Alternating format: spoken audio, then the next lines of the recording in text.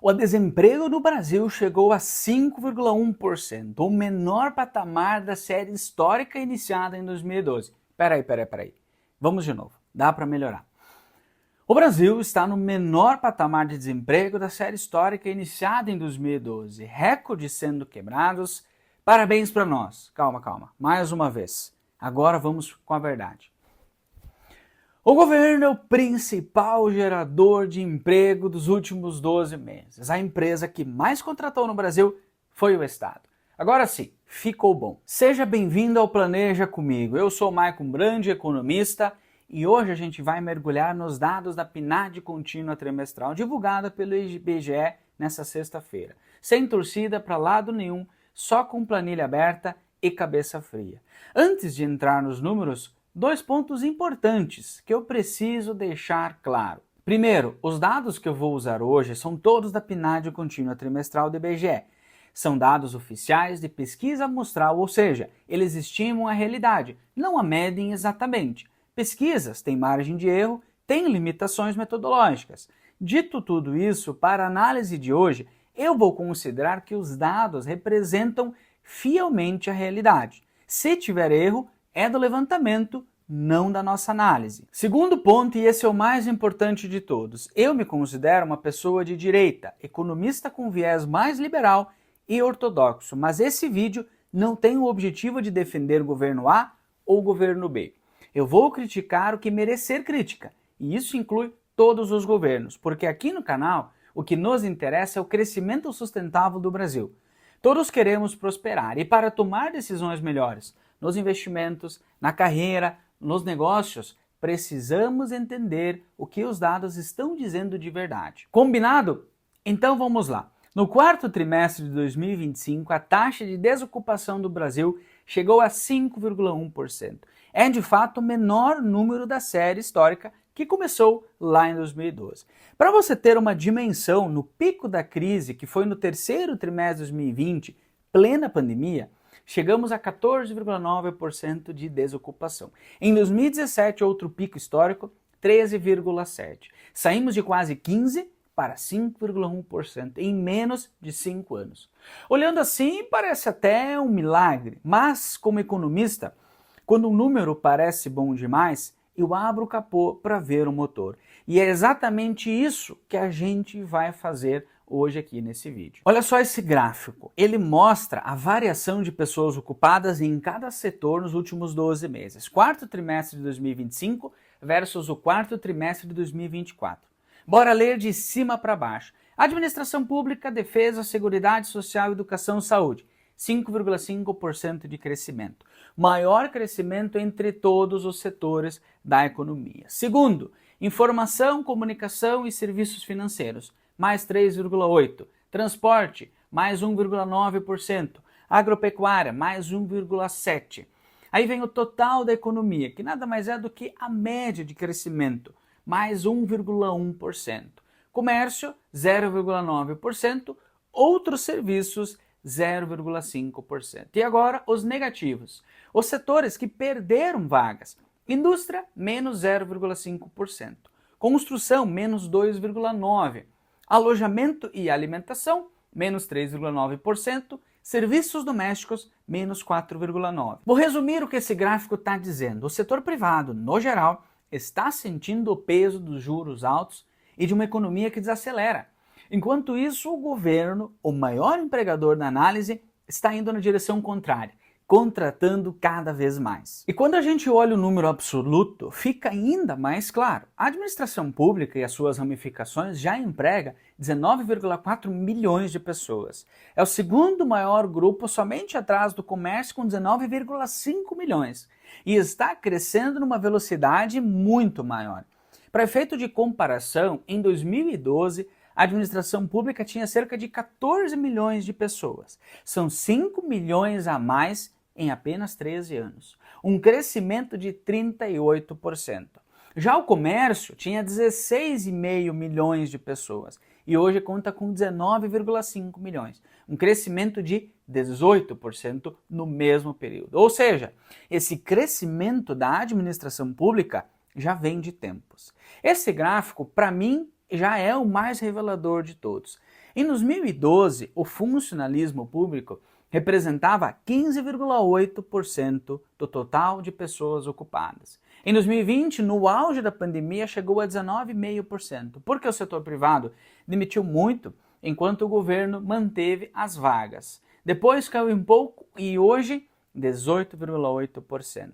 Olhe para esse número, quase 1 em cada 5 pessoas ocupadas no Brasil trabalha diretamente para o governo.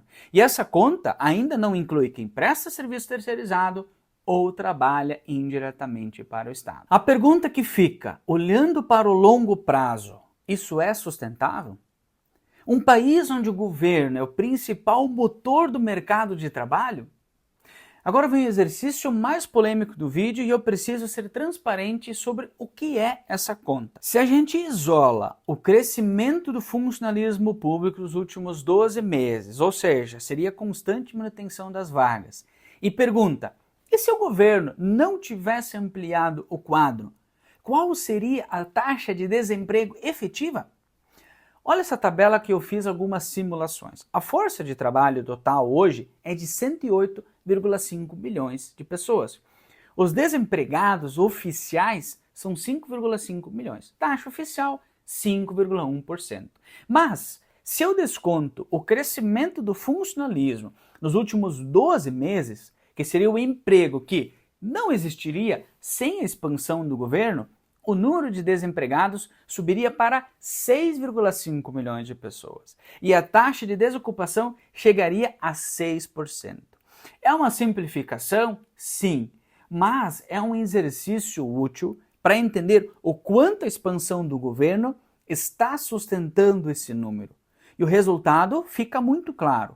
Sem o governo contratando mais, o desemprego não teria reduzido de 2024 para 2025. Mas, Michael, tudo é ruim? Não, muito pelo contrário. Tem boas notícias aqui também. E é importante ser honesto sobre tudo isso. A renda média real dos trabalhadores chegou a R$ 3.508 no quarto trimestre de 2025. Isso é reais de hoje, já descontado pela inflação. Em 2012, essa renda era de 2.971. Crescimento real de 18% em 13 anos. É pouco? Sim, mas poderia ser pior ou poderia ser zero. Agora, um recorte que me chama a atenção, a renda média no setor de informação, comunicação e serviços financeiros chegou a R$ 5.217, o maior entre todos os setores. Já serviços domésticos, 1.370.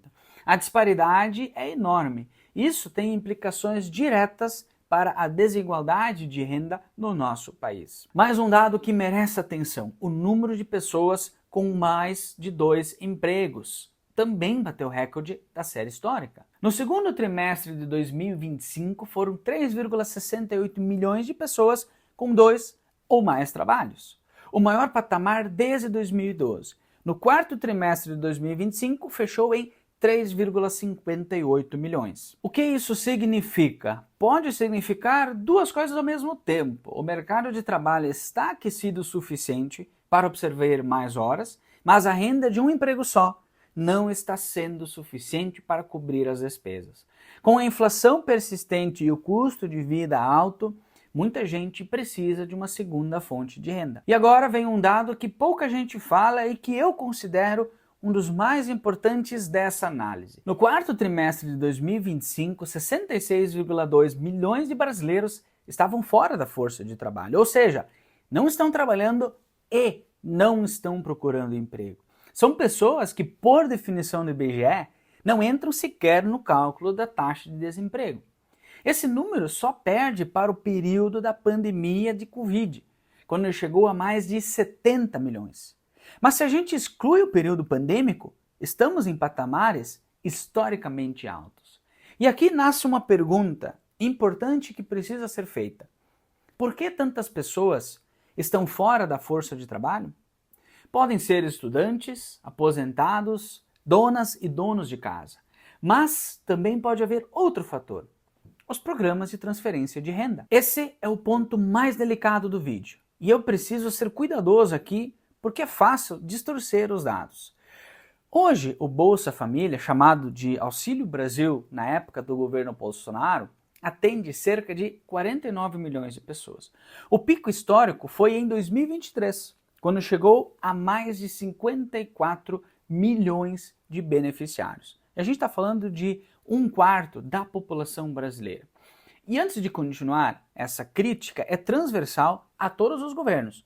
O Bolsa Família foi criado no governo Lula após uma unificação de diversos benefícios sociais já previamente existentes. No governo Dilma, o programa cresceu, no governo Temer se manteve e no governo Bolsonaro, isso é dado, o valor e a quantidade de benefícios cresceram de forma extremamente significativa, especialmente com o Auxílio Brasil.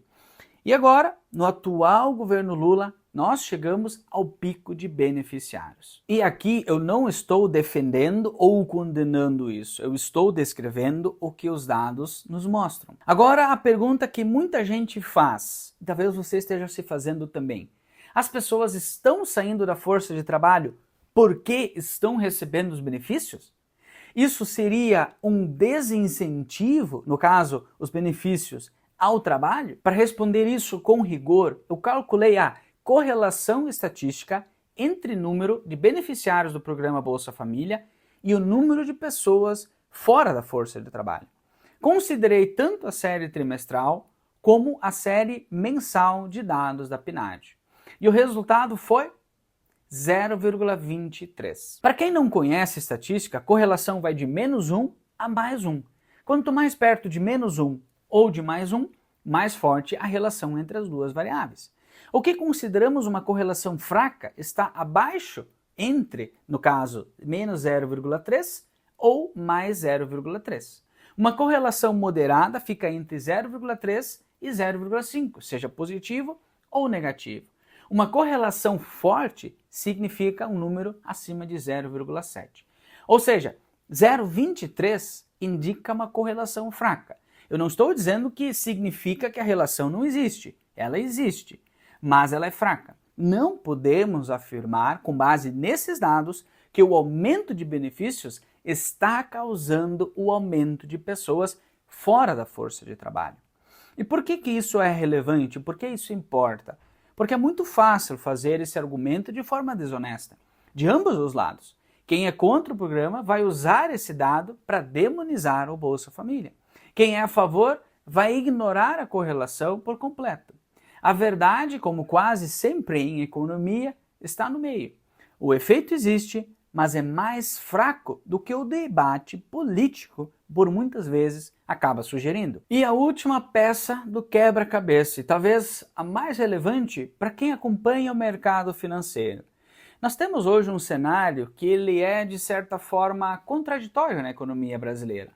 De um lado, desemprego baixo, o menor da série, renda média em alta, PIB acima do esperado pelo mercado, pelo IBC-BR que saiu nessa semana.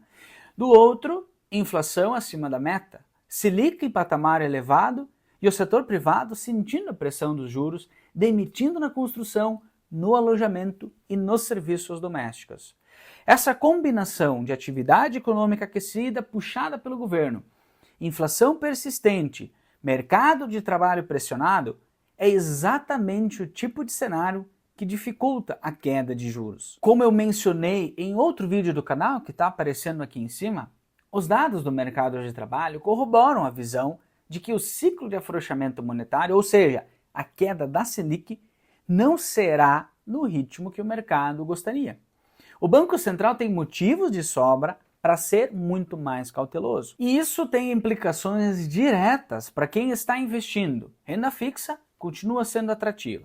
O crédito, caro. E quem planeja financiamento ou expansão do seu negócio precisa considerar que esse cenário de juros altos pode durar mais do que o esperado. Então, resumindo o que a gente viu hoje. 1. A taxa de desemprego de 5,1% é real, mas está sendo sustentada de forma importante pela expansão do funcionalismo público. Sem esse fator, muito provavelmente estaríamos com pelo menos 6% de desemprego. 2. O setor privado está em dificuldade. Juros altos e economia desacelerando estão gerando demissões em setores que são relevantes para a economia brasileira. 3. A renda média subiu, o que é positivo, Mas a renda de um trabalho só não basta para muita gente. E o recorde de pessoas com 2 empregos confirma justamente isso. 4. A correlação entre benefícios sociais e saída da força de trabalho existe, mas é extremamente fraca. Não parece, ao que os dados indicam, ser o principal fator. 5. O cenário geral, desemprego baixo, inflação alta, PIB acima do esperado, reforça a tese de que os juros devem cair mais devagar. Bom, pessoal, tudo isso foi baseado nos dados do IBGE, com as fontes descritas na descrição desse vídeo. Você não precisa confiar na minha análise. Os dados estão abertos para qualquer um consultar. Mas, se você gostou do vídeo, deixa o seu like. Isso ajuda muito o canal a crescer. E claro, se você tem uma visão diferente sobre qualquer ponto que discutimos aqui hoje, me conta nos comentários. Um debate respeitoso e embasado é sempre bem-vindo por aqui. E claro, se você ainda não é inscrito no canal, se inscreve. Todo sábado às 18 horas tem vídeo novo com análise de dados que importam para o seu bolso. Um forte abraço e até o próximo vídeo.